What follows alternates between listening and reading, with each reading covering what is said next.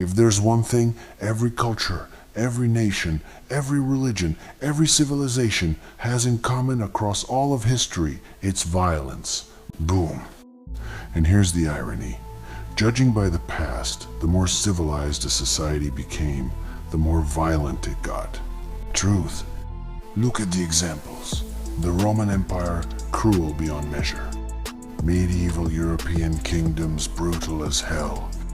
The Asian empires, China, Japan, Ottoman, same damn story.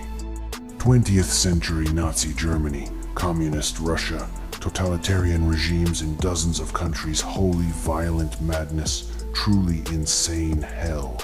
And let's not forget all the religious groups that turned their God into a license to kill, or all the political movements that called murder a duty.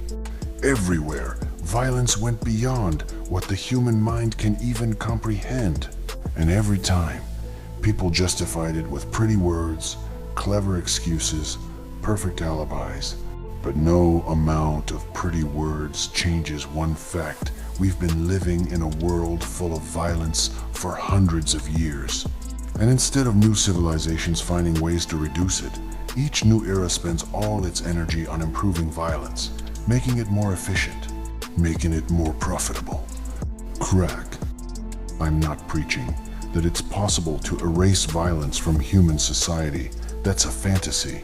But I do believe it's realistic for common people to learn how to defend themselves against common forms of violence. And that knowledge is exactly what's missing from most of human society. Not strength, not weapons, not military. Knowledge. The knowledge of how to face violence in real life.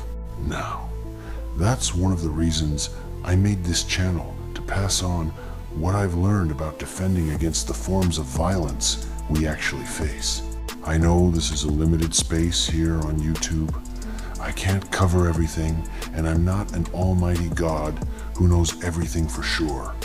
But maybe what gets said here can be useful. And who knows, maybe it can help someone. Someday.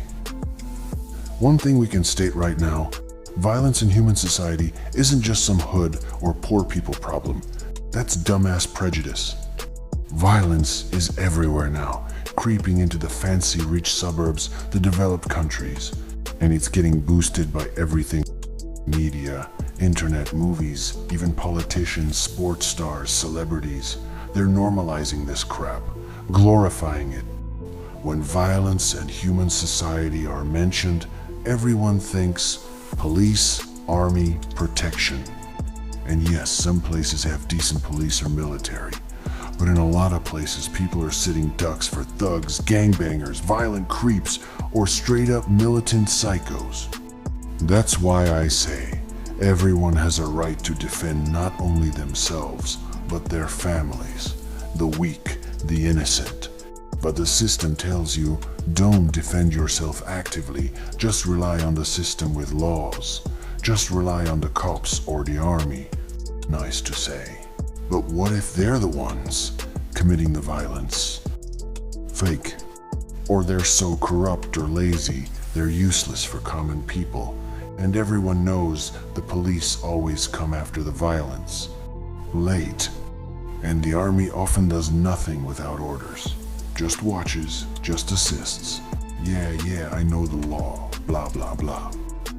So, I believe if ordinary people can't always defend themselves by force, it would help to at least have the right mindset about how to protect themselves.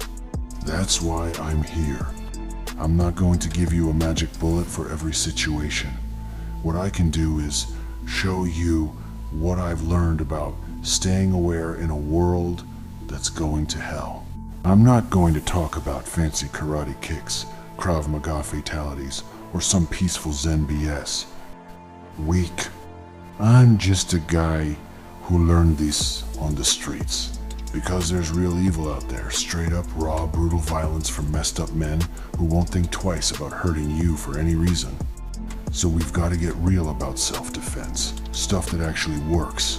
Stuff that's helped people survive for decades and will help them survive tomorrow, because the nature of violence is still the same, regardless of the age.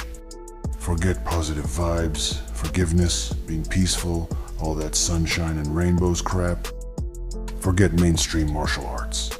Useless in the hood or some village where you're getting ambushed from behind, where militant psychos assault you, or some scumbag kills you for your shoes.